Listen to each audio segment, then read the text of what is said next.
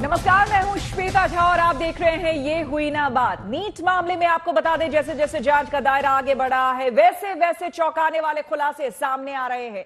पटना और गोधरा से शुरू हुआ जांच का ये दायरा कई शहरों तक पहुंच चुका है, मगर इन सबके बीच वो छात्र सबसे ज्यादा परेशान हैं जिनकी आंखों में मेडिकल की पढ़ाई कर डॉक्टर बनने का सपना पल रहा है। इन छात्रों को डर है कि जांच लंबी चली तो उनका क्या होगा। जिनकी अच्छी रैंक है वो भी दोबारा परीक्षा देने की मनस्थिति में नहीं है। इस बीच एनटीए में बड़े बदलाव का दौर शुरू हो गया है, मगर सबसे बड़ा सवाल यही है कि छात्रों के भविष्य का क्या होगा। आखिर नीट का इंसाफ कब और कैसे होगा? मामला कोर्ट में भी विचाराधीन है। 8 जुलाई को सुनवाई होनी है, मगर सच ये है कि अभी के हालात में हर छात्र परेशान है। वो छात्र भी दुविधा में है जिनकी रैंक अच्छी है, और सवाल उन छात्रों के सामने भी जिनको लगता है कि परीक्षा में धांधली की गई है। तो आज समझने की हम कोशिश करेंगे कि आखिर नीट में कथित धांधली के तार कहां कहां जुड़ रहे हैं और अब आगे की चुनौतियां क्या है। हमारे साथ बात करने के लिए तमाम मेहमान मौजूद होंगे जिनसे हम आपको तारुफ कराएंगे, मगर चर्चा शुरू करने से पहले सबसे पहले देखिए हमारी ये रिपोर्ट।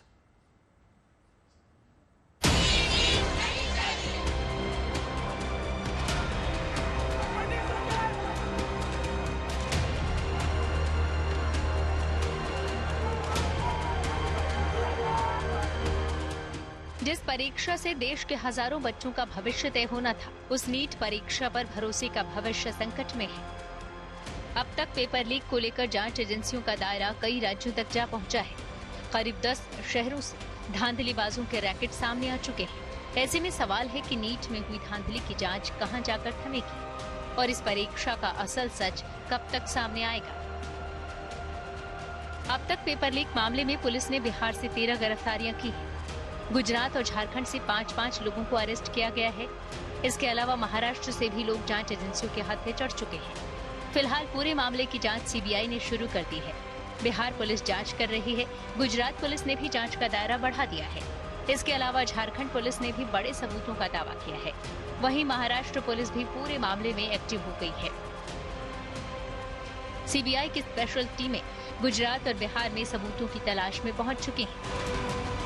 नीट पेपर लीक मामले की जांच अब सीबीआई कर रही है और अब तक जो जांच ईओयू यानी बिहार की आर्थिक अपराध यूनिट ने आगे बढ़ाई थी उसको सीबीआई टेक ओवर करने की प्रक्रिया में है। हम इस वक्त आपको दिखा रहे हैं पटना का ये सीबीआई ऑफिस है और इसके ठीक बगल में ईओयू यानी आर्थिक अपराध इकाई की जो इकाई का मुख्यालय है वो है। और थोड़ी देर पहले एक सीबीआई की टीम यहां से निकली और आर्थिक अपराध इकाई के मुख्यालय पहुंची है और वहां पर इस वक्त ईओयू के अधिकारी और साथ ही साथ जो सीबीआई के अधिकारी हैं उनके बीच शास्त्री नगर थाने की भी पुलिस मौजूद है। जिस तरह से पेपर लीक को लेकर एक के बाद एक गड़बड़ियों की बातें सामने आ रही हैं, उसके बाद ये सवाल उठने लगा है कि क्या वाकई नीट परीक्षा में धांधली के आरोपों में दम है। फिलहाल तो पूरे मामले में सरकार डैमेज कंट्रोल में जुट गई है। एनटीए में सुधारों के लिए 7 लोगों की हाई लेवल कमेटी बना दी गई है। साथ ही सरकार ने भविष्य में होने वाली परीक्षाओं में गड़बड़ियों को रोकने के लिए नया लोक परीक्षा कानून भी लागू कर दिया है। लेकिन सवाल ये है कि नीट विवाद का अंजाम फिलहाल क्या होने वाला है। सवाल तो बहुत सारे हैं, जैसे कि पेपर का डिफिकल्टी लेवल वैसा रहेगा कि नहीं रहेगा, और वो ट्रांसपेरेंसी फिर से वापस आ पाएगी नहीं आ पाएगी, और वो क्या गारंटी है कोई चीटिंग होगी कि नहीं होगी, और जो पेपर लीक का जो मुद्दा आ रहा था वो सही है या गलत है, बहुत सारी है। और जो मेंटल ट्रॉमा हम लोग को दिया गया है इन जो 1.5 महीनों में, जो जहाँ जब से एग्ज़ाम हुआ था उसी दिन का ही न्यूज़ था। जैसे कि 4th या 5th में कोई एग्ज़ाम हुआ था तो उसी दिन ही न्यूज़ आ गया था पेपर लीक है, ये वो सब है। तो बहुत ज़्यादा मेंटल ट्रॉमा से हम लोग को गुजरना पड़ा है। नीट विवाद पर सुप्रीम कोर्ट की सुनवाई पर अब सबके निगाहें हैं। ऐसे में सवाल है कि सीबीआई की जांच लंबी चली तो नीट 2024 में शामिल छात्रों का क्या होगा। एक तरफ नीट परीक्षा दोबारा कराए जाने की मांग उठ रही है तो दूसरी ओर उन छात्रों ने ही मोर्चा खोल दिया है जो नीट परीक्षा में अच्छी रैंक ला चुके हैं। उन छात्रों का कहना है कि वो दोबारा परीक्षा का मानसिक तनाव लेने की स्थिति में नहीं है।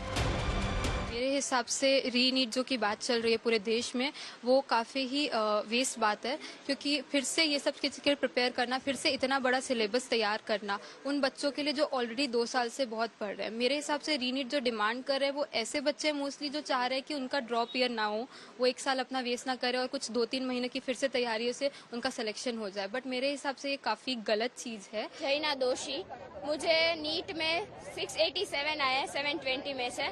बहुत मेहनत से आए हैं और डेडिकेशन से आए हैं। पूरी दिन रात जग कर हमने ये अचीव किया है और ये अचीव करने के लिए हमने हमारे सारे सेलिब्रेशन, बर्थडे सब कुछ हमने दाव पे लगाया था और ये मेहनत करके आए हैं। तो जिन्होंने चीटिंग की है उनको ही दिलवाओ, हम रीनीट नहीं होनी चाहिए फिर से, क्योंकि हमारे इतना स्कोर इतनी दिन रात मेहनत करने के बाद ही आया है। हमने सब कुछ सैक्रिफाइस कर दिया था, तो रीनीट नहीं होना चाहिए।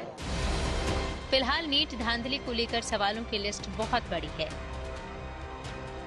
पहला सवाल उन छात्रों का है जिन्हें लगता है कि पेपर लीक वजह से उनके जैसे हजारों छात्र ठगे गए हैं। दूसरा सवाल उन छात्रों का है जिन्होंने कड़ी मेहनत और लगन से परीक्षा में शानदार रैंक हासिल की है। ऐसे में अभ्यर्थियों का सवाल है कि एनटीए की गलतियों का खामियाजा वो क्यों उठाएं? सवालों के घेरे में एनटीए भी है, जिसके खामियों और नाकामियों की वजह से आज देश का समूचा परीक्षा तंत्र ही सवालों के घेरे में है। Bureau report, good news today.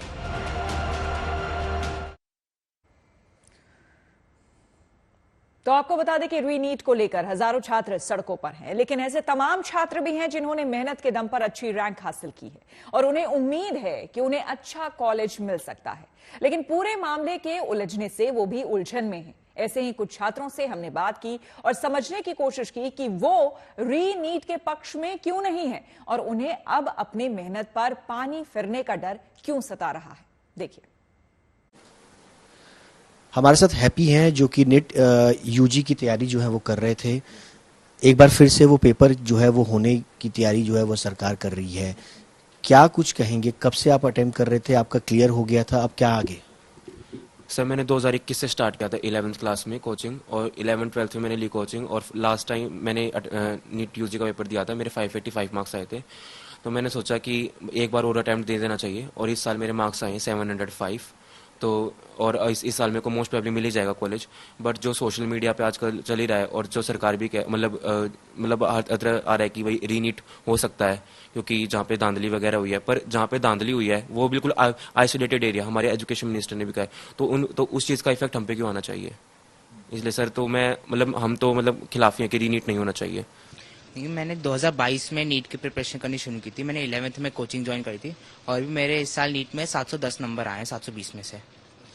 तो मैं गवर्नमेंट से ये चाहता हूँ कि हमने बहुत वो किया है, कोचिंग में बहुत 2-3 लाख रुपए दिए हमने, कोचिंग में जाने का अलग पैसा, बुक्स के अलग पैसे, फिर वहाँ पे जो हमने इतनी मेहनत करी, जो आखिरी में तो सारे टेस्ट कराए उन्होंने, तो एक मेंटली वो प्रिपेयर किया था इस नीट एग्जाम के लिए उन्होंने। लेकिन अभी कह रहे कि अगर दोबारा रीनीट होगा तो अभी वो सब दोबारा वेस्ट हो गया। जो मैं 1-1.5 महीने तक मेंटली वो किया था वो सारा वेस्ट हो जाएगा, एक तरीके से समझूंगा मैं, अगर रीनीट दोबारा हुआ तो गवर्नमेंट को ये भी सोचना चाहिए कि आसान नहीं होता है कि अभी 1.5 महीने हम बिल्कुल छोड़ दी पढ़ाई, हमने बुक्स छोड़ दी बिल्कुल, तो अब वो दोबारा वो करना, रीनीट करने पढ़ना, वो सब बहुत मुश्किल हो जाएगा। मेरा नाम नैतिक है और मैंने 700 मार्क्स स्कोर करे हैं इस बार नीट में, और मैं चाहता हूँ कि रीनीट ना हो, क्योंकि हमने पहले मेंटल स्ट्रेस हमने बहुत झेला है। अब हम 1.5 महीने से पढ़ाई से बिल्कुल छुटे हुए हैं, हम सब कुछ हमारा, अब दोबारा हम मेंटल स्ट्रेस नहीं रहना चाहते। ना हमने कोई चीटिंग करी है, ना हमारे पे पेपर लीक हुआ है, ना हमें ग्रेस मार्क्स मिला है, तो हम वापस मेंटल स्ट्रेस में क्यों आए? अनुज, आपका कौन सा अटेम्प्ट है? मैम मेरे सेकंड अटेम्प्ट है। मैंने फर्स्ट अटेम्प्ट दिया था मैम, मेरे 602 मार्क्स आए थे लास्ट ईयर 2023 में ma'am. The last cut off was 607 ma'am. 5 marks से I didn't get a college ma'am. तो अभी मैंने फिर से मैम डिसीजन लिया ड्रॉप का, और इस साल मैंने फिर से एग्जाम दिया तो मेरे 690 मार्क्स बन रहे हैं, और इस साल मुझे दिल्ली में कॉलेज मिल जाएगा मैम। तो स्टूडेंट्स के लिए ये मुश्किल की घड़ी है, क्योंकि एक बार मेंटल स्ट्रेस वो झेल चुके हैं, अब दोबारा वो नहीं चाहते हैं। इन तमाम मुद्दों पर बातचीत करने के लिए आपको बता दें हमारे साथ जो मेहमान जुड़ रहे हैं, आपका परिचय करा दें। सबसे पहले विवेक ठाकुर जी हमारे साथ जुड़े हैं, जो कि मैनेजिंग डायरेक्टर हैं एंड फाउंडर हैं scholars den and former alumni हैं IIT खड़गपुर के। सर, आपका बहुत बहुत स्वागत है। साथ ही हमारे साथ AK जैन हैं, जो कि फॉर्मर DGP है उत्तर प्रदेश के। सर, आपका भी बहुत स्वागत है हमारे साथ चर्चा में जुड़ने के लिए। और साथ ही साथ आपको हम बता दें कि हमारे साथ आशुतोष श्रीवास्तव जुड़ रहे हैं, एडवोकेट सुप्रीम कोर्ट। आपका भी बहुत स्वागत है सर। राम कुमार पाल जुड़ रहे हैं हमारे साथ, जो कि करियर काउंसलर हैं। आपका भी बहुत बहुत स्वागत है। आप सबसे हम इस पर चर्चा करेंगे, इस मुद्दे को लेकर, जो कि लगातार गर्म है, सियासी रूप ले चुका है, तमाम तरह की बातें हैं। लेकिन सबसे पहले आपको लिए चलते हैं, हमारे संवाददाता पटना से जुड़ चुके हैं शशि भूषण, और साथ ही साथ मनीषा लड्डा हमारे साथ जुड़ गई हैं दिल्ली से। तो शशि, सबसे पहले आपके पास आते हुए, देखिए लगातार अब इस जांच की आग जो है अलग अलग शहरों में, अलग अलग राज्यों में फैलती जा रही है। अगर सिर्फ बिहार की बात करें तो 13 लोगों को अब तक पकड़ा जा चुका है इस वक्त वहां पर। और क्या कुछ हो रहा है, CBI की जांच कहां तक पहुंची है?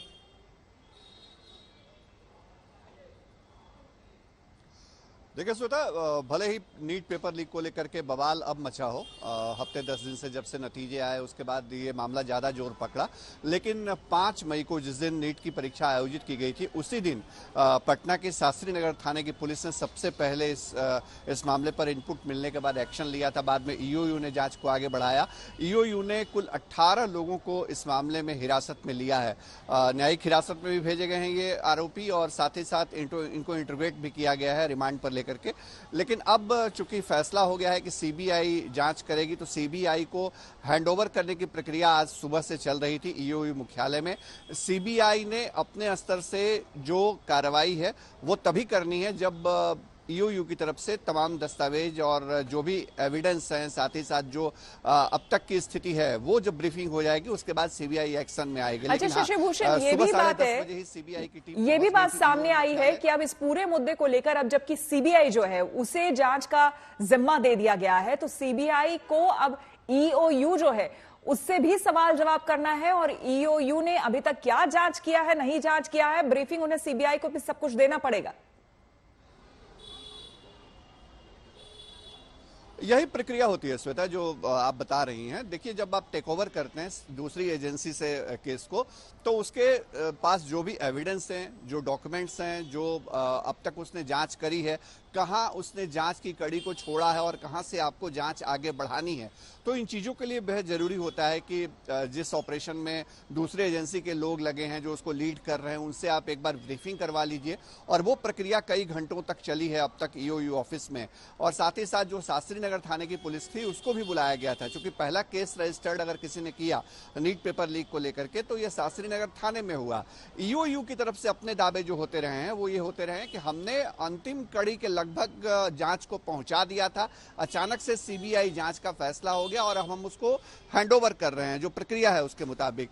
अब CBI के सामने चुनौती है कि जहां तक EOU ने जांच को आगे बढ़ाया है, उसके आगे वो कैसे तार जोड़ते हैं। जैसे हजारीबाग के ओएसिस स्कूल से जो तार जुड़ा है, जिससे एक प्रोफेसर की चर्चा हो रही है, अब तक वो अनाम है, उसके नाम के बारे में कोई जानकारी नहीं है। एजेंसीज ने उसको ट्रैक करने की कोशिश की है। और सबसे बड़ी चुनौती श्वेता ये कि संजीव मुखिया जो किंगपिन है, मास्टरमाइंड कह लीजिए, सूत्रधार कह लीजिए इस पूरे पेपर लीक का, वो अभी भी पुलिस और जांच एजेंसियों की पकड़ से बाहर है। तो CBI कैसे उसको ट्रैक करती है, ये एक बड़ी चुनौती होगी। तमाम उसके नेटवर्क के लोगों ने अलग अलग तरीके से जानकारी दी है, उन जानकारियों के आधार पर जांच आगे बढ़ी है। कुछ जानकारियां मीडिया के सामने साझा की गई हैं, लेकिन अभी भी जो अंतिम कड़ी तक पहुंचने की बात है वो तभी पहुंचा जा सकता है जब संजीव मुखिया को ट्रैक किया जाए। और संजीव मुखिया अभी भी पुलिस और जांच एजेंसियों की पकड़ से बाहर है। श्वेता, बिल्कुल शशि, आप हमारे साथ बने रहे, आपसे और हम जानकारी लेंगे। मनीषा हमारे साथ बनी हुई है। मनीषा, अभी आप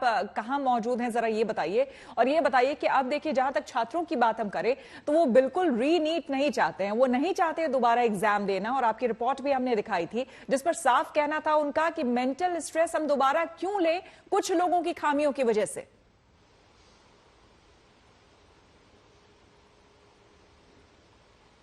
बिल्कुल श्वेता, मैं इस वक्त रोहिणी में हूँ और बहुत सी जगह प्रदर्शन हो रहे हैं देश के तमाम हिस्सों में, जहाँ लोग एक ही मांग कर रहे हैं, बच्चे से लेकर अभिभावक तक, कि एग्जाम जो है वो वापस से होना चाहिए। लेकिन बहुत से बच्चे ऐसे हैं जो नहीं चाहते। वो इसलिए नहीं चाहते कि एक साल की पूरी मेहनत, उस मेहनत में रात दिन पूरी रात जगकर मेहनत करना, बथेरी ऐसी चीजें होती है जो सैक्रिफाइस की जाती है, एक मेंटल प्रेशर जहाँ बच्चों का एग्जाम देकर खत्म होता है। बट जैसी ही जो चीजें सामने आई, पेपर लीक का मामला, धांधली हुई है, तो उसने टेंशन और बढ़ा दी। और बहुत सी नॉर्मल सी बात है कि जब भी कोई एग्जाम दे के बाहर निकलता है तो आधा मेमोरी तो बच्चों का वहीं पर ही सब भूल जाते हैं कि हमने क्या पढ़ा है, क्या आधी मेमोरी लॉस तो वहीं हो जाती है। बट अब इस ट्रॉमा के साथ डील करना कि एग्जाम हो सकता है, वापस से मेहनत पूरे एक साल, तो बहुत से बच्चे ऐसे हमारे साथ इस वक्त जुड़े हुए। और ये सभी वो छात्र है, अब मैं आपको बता दूं श्वेता, जिन्होंने 690, 700 इस तरीके की मार्क्स जो है वो स्कोर किए है।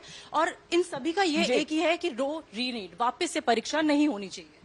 हाँ, मेरा नाम नैतिक है और मैंने इस साल 700 मार्क्स स्कोर किया है। मेरा कहना है कि रीनीट नहीं होना चाहिए, क्योंकि रीनीट एक हमारे जैसे बच्चों के लिए इनजस्टिस होगा, हमारे लिए एक बहुत बड़ा सेटबैक होगा। और हम चाहते हैं कि एक इसका दूसरा सॉल्यूशन निकले, और जैसे सीबीआई जांच चल रही है अभी, वो चलती रहे। और मैं चाहता हूं कि एक रीवैल्यूएशन हो और रिजल्ट मतलब निकाला जाए, ये बेस्ट सॉल्यूशन होगा।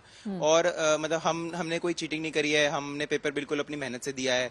हम दोबारा उस अपनी स्लीप शेड्यूल कम करके 6-6 घंटा सो के हम दोबारा मेहनत क्यों करें जब हमने कोई चीटिंग नहीं करी।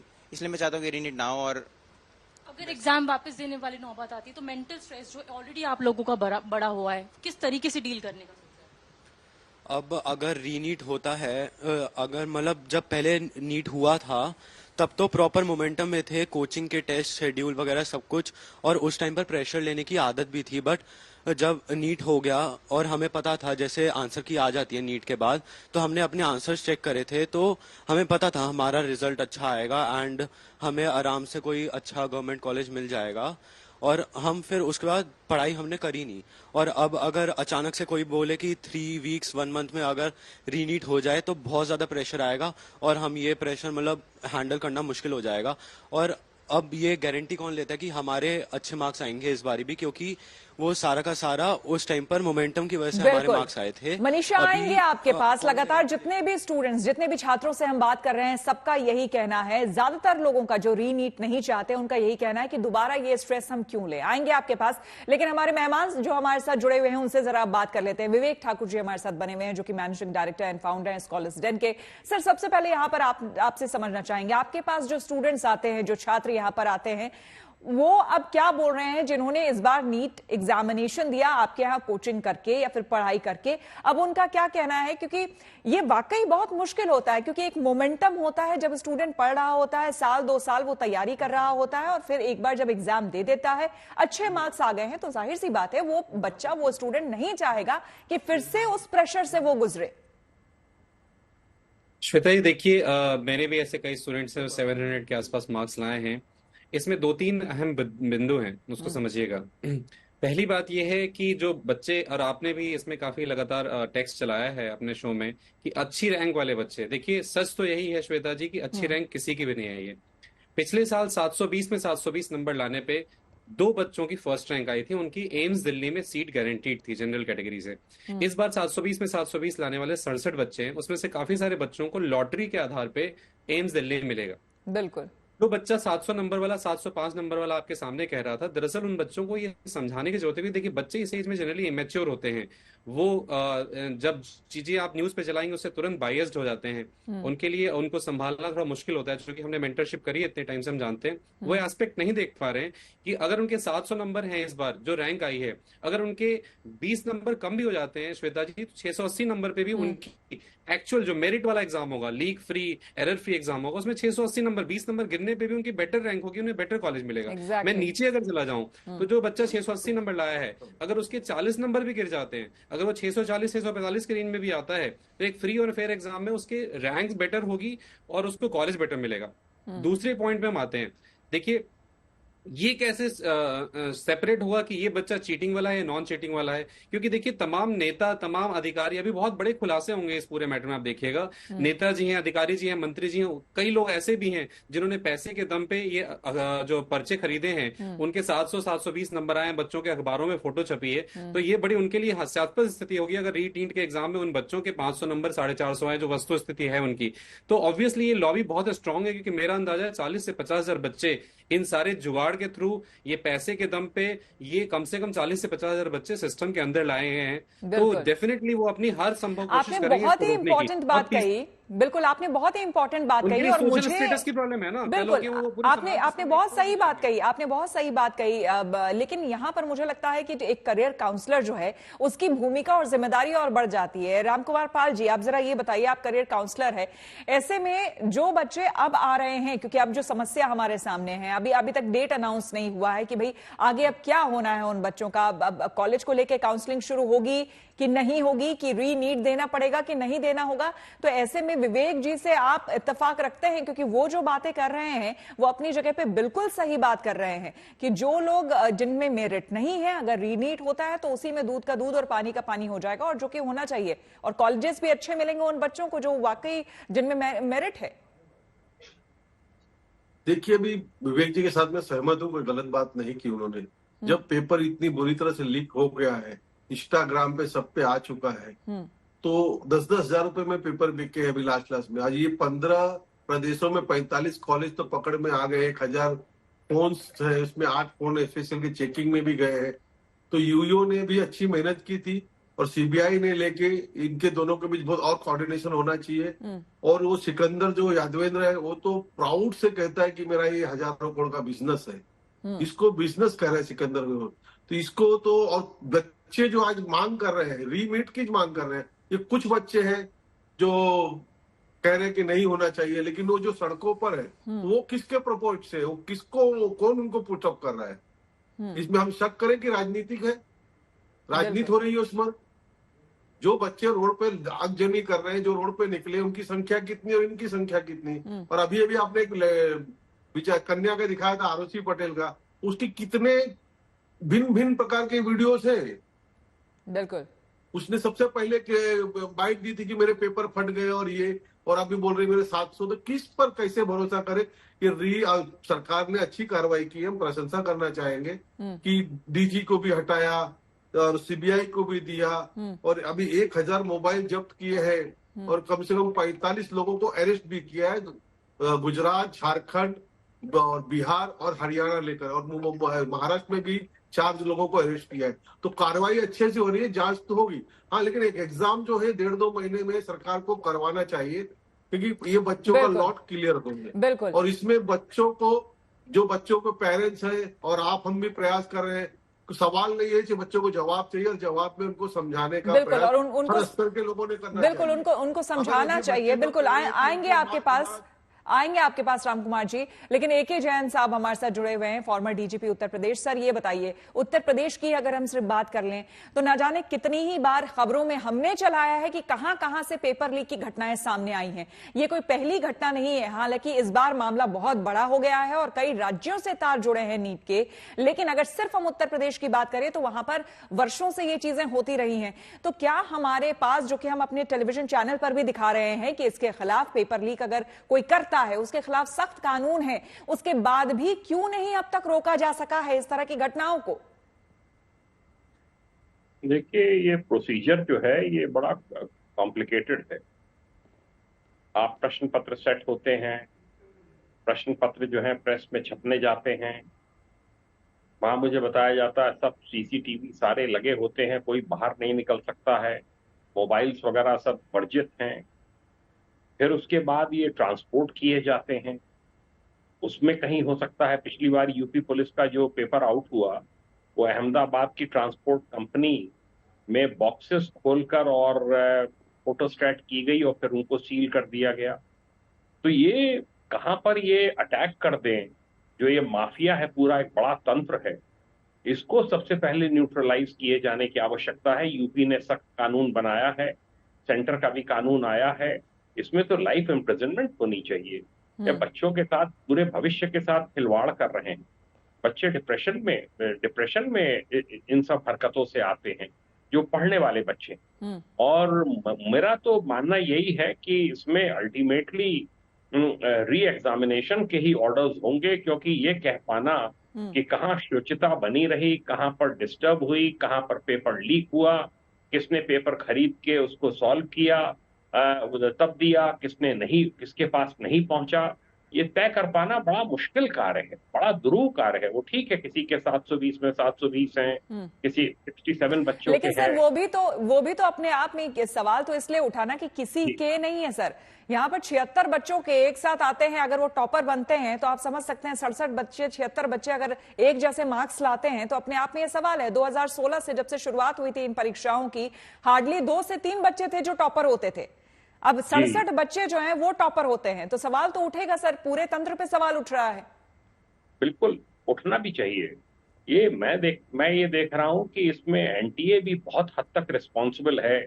आपने किसको कॉन्फिडेंस में लेकर, कोर्ट्स को कॉन्फिडेंस में लेके, किसको लेके ग्रेस मार्क दिए, क्यों दिए, इस सबसे एक पूरा का पूरा सिस्टम के ऊपर प्रश्न चिन्ह लगा है।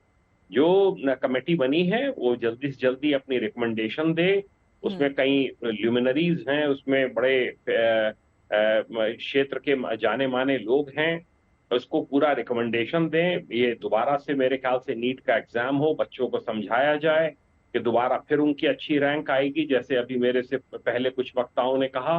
ये इसको सेक्लूड कर पाना कि इतनों ने ठीक दिया है, इतनों ने बेईमानी नहीं की है और इनको आगे काउंसलिंग के लिए जाने दिया जाए, और इतनों ने बेईमानी की है इनको रोक लिया जाए, ये तय कर पाना बड़ा मुश्किल कार्य है। सीबीआई को इन्वेस्टिगेशन दिया है, बहुत सही किया है, उनके पास रिसोर्सेज हैं, पूरे कंट्री में उनका नेटवर्क है। पटना का जो इकोनॉमिक ऑफेंस यूनिट है या जो भी हैं, वो नहीं कर सकते उस काम को जो कि अब सीबीआई करेगी। अपना काम उन्हें पूरी टीमें लगा के करना चाहिए। जहां जहां जो लोग इसमें इन्वॉल्व हैं, जिनके पेरेंट्स इन्वॉल्व हैं बच्चों के, जिन्होंने पैसा देके खरीदा है, जिन्होंने प्रश्न पत्र पाए हैं, इन सबको इसमें मुल्जिम बनाया जाना चाहिए। हमारे जो छात्र हैं, जो उनके अभिभावक हैं, जो 30-30 लाख रुपए देकर पेपर खरीद रहे हैं, वो भी मैं समझता हूँ वो खुद भी जिम्मेदार हैं, और खुद ही वो उनको अगर ये लगता है कि वो अपने बच्चों का भविष्य बेहतर बना रहे हैं, तो इससे बड़ी मूर्खता कुछ नहीं हो सकती है। आज हम फिर से चर्चा कर रहे हैं नीट परीक्षा को लेकर, क्योंकि लगातार कई राज्यों से तार जोड़ रहे हैं, लगातार इस पूरे मामले को लेकर बड़ी कार्रवाई हो रही है, और अब सीबीआई के हवाले चूंकि कर दिया गया है कि सीबीआई को जांच अब ये सौंप दी है, तो उसको लेकर कहां कहां क्या कुछ कार्रवाई हो रही है, सब पर हम बात कर रहे हैं। तमाम मेहमान हमारे साथ जुड़े हुए हैं, लेकिन सीधे हम चलते हैं हमारी संवाददाता मनीषा लड्डा के पास, जहां पर एक परिवार मौजूद है, स्टूडेंट्स मौजूद हैं, जो कि बता रहे हैं कि वो री नीट एग्जाम नहीं चाहते। मनीषा, यहां पर आप लगातार सुन भी रही होंगी, जो हमारे साथ गेस्ट मौजूद है वो क्या कह रहे हैं कि क्यों जरूरी है री नीट, क्योंकि ये पता कर पाना बड़ा मुश्किल है कि किन बच्चों के पास मेरिट था, वो मेरिट के हिसाब से उन्हें नंबर मिले हैं, किन को ग्रेस की वजह से मिल गए हैं, या फिर जो डिजर्विंग नहीं है उन्हें मार्क्स मिल गए हैं। जो वहां पेरेंट्स है, जरा उनसे बात करिए और उनसे यही सवाल करिए कि माना आपके बच्चों को अच्छे मार्क्स आए हैं, लेकिन कई ऐसे बच्चे हैं जिनको मेरिट नहीं है, उनको भी अच्छे मार्क्स आ गए हैं, तो ऐसे में तो बड़ा मुश्किल है ना। फिर कई लोगों को सही कॉलेजेस नहीं मिल पाएंगे, तमाम तरह की चीजें, तो अगर फिर से री एग्जाम हो ही जाए तो दिक्कत क्या?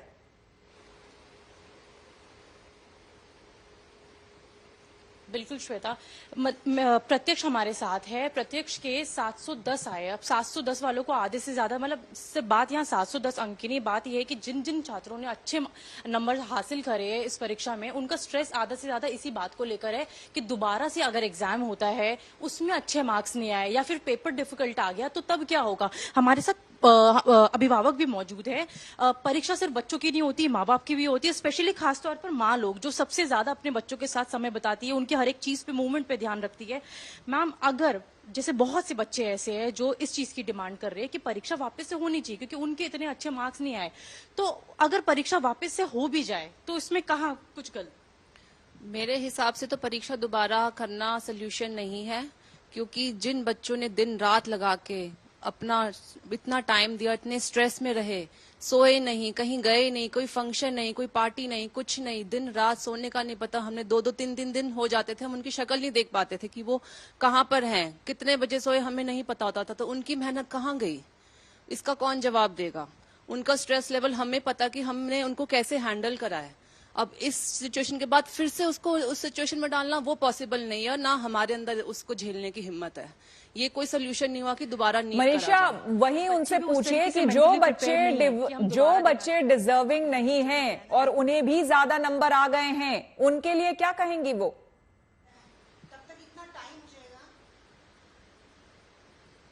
जी, बहुत से ऐसे बच्चे जो इतना डिजर्व भी नहीं करते लेकिन उनके उतने मार्क्स आ गए हैं। वो एक्चुअल में क्या ना, उस चीज का हमें नहीं पता कि उनको डिजर्व नहीं करते फिर भी कैसे आ गए हैं। इस चीज का तो देखो हम नहीं कह सकते कि उनकी ओएमआर शीट में कोई गड़बड़ी थी या क्या प्रॉब्लम थी, लेकिन हमें इतना पता है कि हमारे बच्चे ने किया बहुत अच्छा है और रात रात भर जगह है, बहुत मेहनत की है उसने, तो उसको उसका रिजल्ट मिलना चाहिए, रीनीट नहीं होना चाहिए। क्योंकि लेकिन बात यहाँ पे सर ये भी तो आ रही है ना कि जिन बच्चों जो डिजर्विंग ही नहीं है, जिन्होंने इतने अच्छे खासे मार्क्स जो हासिल कर लिए, ये आगे के भविष्य के लिए बहुत गलत है। अगर वो बच्चे आगे जाके डॉक्टर्स बनते हैं या फिर जो बच्चे एक्चुअल में वो सीट्स जो एक्चुअल में उनके उम्मीदवार है, असली उम्मीदवार है, उनको ना मिलके उन बच्चों को मिले जिन्होंने गलत तरीके से हासिल करे हैं। बिल्कुल ठीक कह रहे हैं मैडम। अब हम जैसे पास्ट में भी देखते हैं तो कहीं कुछ एरियाज में जैसे ईस्टर्न स्टेट्स में कुछ बच्चे मर जाते हैं ड्यू टू इलाज प्रॉपर नहीं मिल पाता। वो कहीं ना कहीं इसी चीज को आप संकेत कर सकते हो। उसका रीजन ये है, अगर कोई बच्चा मेहनत करेगा तो डेफिनेटली उसके नंबर आएंगे। मेहनत फल देती ही देती है, अगर जो नहीं कर रहा तो नहीं आएंगे। बाकी जो आप कह रहे हैं जिन बच्चों के ग्रेस पीरियड ग्रेस मार्क्स देकर आ गए हैं तो डेफिनेटली उसके ऊपर कार्रवाई होनी चाहिए, उनका पेपर होना चाहिए। सब बच्चों का नहीं होना चाहिए, सिर्फ उन्हीं का होना चाहिए जिनके ऊपर वो डाउटफुल है। बिल्कुल। AK जैन साहब हमारे साथ मेहमान बने हुए हैं तमाम। सर, आप सुन रहे हैं, लगातार आप बातें सुन रहे हैं कि क्या अभिभावक क्या कह रहे हैं, बच्चे क्या कह रहे हैं। अब ऐसे अभिभावकों को वो काउंसलिंग के लिए आपके पास माफ करिएगा वो आते हैं, तो हम इस पूरे मामले में हम राम कुमार पाल जी से जानना चाहेंगे कि सर ये बताइए कि ऐसे अभिभावक जब आपके पास आते हैं वो ये कहते हैं कि भाई सिर्फ हमारे बच्चों को छोड़ दो क्योंकि हमारे बच्चे ने मेहनत की है और उन्होंने उनके मेरिट के हिसाब से मार्क्स आए हैं, लेकिन बाकी का करा दीजिए। तो इसको कैसे बाइफरकेट किया जाए, इसको तो समझना बड़ा मुश्किल है। यही तो सबसे बड़ी समस्या है। नहीं, वाकई बड़ा मुश्किल काम है ये। और जिस तरह से अभी जैन साहब ने बताया तो हम लोग सुझाव ही दे रहे हैं, और ये रीमेट की मांग करने वाले बच्चों के साथ क्या न्याय करेंगे? वो असली है या नकली है? अगर वो असली है तो ये तो मुझे संपन्न परिवार के लग रहे हैं, लेकिन जो सड़कों पे है तो किस किस परिवार के कैसे कैसे लोग हैं। तो इसका एक ही उपाय है, सरकार ने किया, सबका रीमेट ही उपाय है। और विपक्ष देखिए गुमराह कर रहा है। विपक्ष किस तरह गुमराह कर रहा है कि 4 तारीख को लोकसभा का रिजल्ट है, 5 तारीख को नीट का रिजल्ट है, 9 तारीख को शपथ ग्रहण होता है, 10 तारीख को कार्यभार मिलता है, और फिर ये कोई नेता या कोई उनका प्रवक्ता ही नहीं बताता है। वो बस मंत्री जी का दोष। अरे मंत्री जी सीट पे कहाँ थे? चुनाव आयोग था ना जब तक आचार संहिता थी। ये राजनीति न होते हुए जो भी चुने हुए प्रतिनिधि अपने अपने क्षेत्र में मीटिंग लगाकर इन बच्चों को इनको समझाए, और री एग्जाम ही उपाय है। और री एग्जाम में भी ऑनलाइन अगर सरकार एग्जाम करा सकती है तो प्रिंट का झंझट खत्म होगा, तब जाके कोई इसका उपाय निकल पाएगा। तो क्या ये फुल प्रूफ एक तरह से हो सकता है, इसके बारे में भी हम जानेंगे। लेकिन आशुतोष जी हमारे साथ बने हुए हैं जो कि एडवोकेट हैं सुप्रीम कोर्ट में। सर ये बताइए, हमारे यहाँ अब देखिए जबकि उत्तर प्रदेश की मैंने जैसे कि बात की और वहां की सरकार ने भी, अब योगी सरकार ने भी कड़ा कदम उठाया है, कई तरह के कानून, सख्त कानून बनाए हैं और आगे इंप्लीमेंट कराने की बात हो रही है। लेकिन अभी तक इस तरह की घटनाओं को लेकर चूंकि हम लंबे समय से सुन रहे हैं, बिहार हो, उत्तर प्रदेश हो, अलग अलग राज्य हो, पेपर लीक की घटनाएं सामने आ रही हैं, अभी तक हमारे यहाँ क्या प्रावधान रहा है? देखिए, ये कुछ स्टेट्स ने इसके ऊपर कानून बनाया था। जैसे अभी रिसेंटली हमने राजस्थान में भी देखा कि कानून बनाया गया और पेपर लीक की घटनाओं पे स्ट्रिक्ट से स्ट्रिक्ट सजा की जाए, इसके लिए प्रोविजंस लाए गए। लेकिन ऐसा नहीं है, इसके अलावा भी जो हमारा इंडियन पिनल कोड है उसके अंदर भी प्रोविजंस बने हुए थे और उस हिसाब से FIR भी जो है रजिस्टर हो रहा था पहले भी, और पुलिस कार्रवाई कर रही थी। लेकिन मुझे लगता है कि इसको और इफेक्टिव वे में करने की जरूरत थी, और इसीलिए जो अभी जो है सेंट्रल गवर्नमेंट ने जो पब्लिक एग्जामिनेशंस एक्ट अभी जो लाया है 2024 का, वो हालांकि फरवरी में हम जानते हैं कि 6 फरवरी को वो जो है लोकसभा से पास हुआ, फिर बाद में 9 फरवरी को जो है वो राज्यसभा से पास हुआ, लेकिन वो इम्प्लीमेंट नहीं हुआ क्योंकि शायद बीच में इलेक्शंस वगैरह की वजह से डिले हुआ होगा।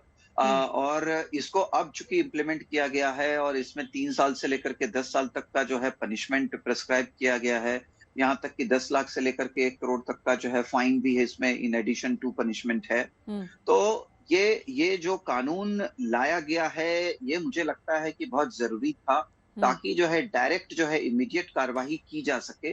और देखिए कि इसमें जो पुलिस स्टेशंस हैं, जहां पर भी जो कंप्लेंट आता है स्टूडेंट्स का या उनके पेरेंट का कि इस तरह की कोई भी धांधली हुई है, तो जो सेक्शन 154 है क्रिमिनल प्रोसीजर कोड में, उसमें पुलिस का ये जो है बिल्कुल लायबिलिटी रिस्पॉन्सिबिलिटी है पुलिस की कि उस पे जो है तुरंत FIR रजिस्टर हो और तुरंत जो है कार्रवाई की जाए।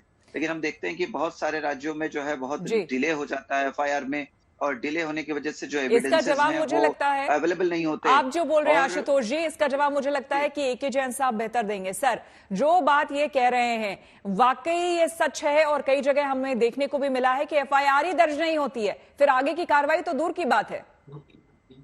देखिए, ये बड़ा सेंसिटिव इशू है।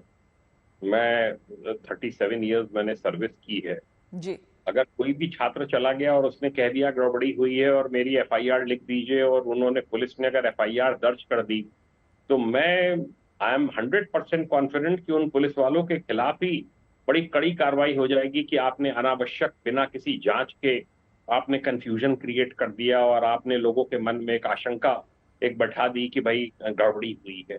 देखिए, ये विषय ऐसे हैं, ये कहना आसान है, जैसे वकील साहब कह रहे हैं कि आपके पास FIR आए तुरंत आप दर्ज कर लीजिए। बहुत सी ऐसी FIR आती हैं जो मैंने अपनी सर्विस में देखी हैं, बड़े प्रतिष्ठित लोगों के खिलाफ रेप की FIR लेके कोई चला आया, हमें मालूम है ये 100% कॉन्कॉक्टेड है, आप अगर उसको सीधे एकदम से दर्ज कर लें तो बड़ा पुलिस के अगेंस्ट बड़ा रिजेंटमेंट इन सब चीजों से हो जाए। इसीलिए कहा जाता है इन सब में कि पहले आप उसकी जांच कर लीजिए।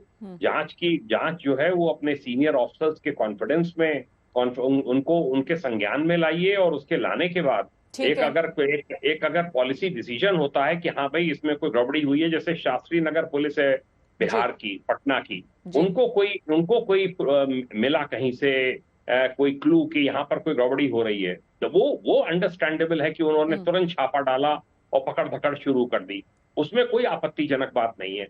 पर अगर सीधे कोई FIR लॉन्च करना शुरू कर दे तो 50 सैकड़ों FIR all over the country इसमें होनी शुरू हो जाएंगी, और समझ में नहीं आएगा कि क्या लाइन ऑफ एक्शन सर, मैं आप ही की बात को आगे बढ़ाते हुए और आप ही से पूछते हुए, क्योंकि मैं समझना चाहूंगी खुद, आपने 35 साल के अपने करियर की बात कही, आप खुद ही ये बताइए अपने उस करियर के दौरान अभी तक आपने न जाने खुद उस समय कितने ही पेपर लीक के इस तरह की घटनाएं और मामले आपके सामने आए होंगे, लेकिन उसके बावजूद आप खुद बताइए कि किस लेवल पे आप, ठीक है आप लोग तुरंत में FIR नहीं दर्ज करते क्योंकि पुलिस की उसके बाद बहुत जिम्मेदारी बढ़ जाती है, उसको फौरन कार्रवाई करना होता है अगर उसने FIR दर्ज कर लिया है।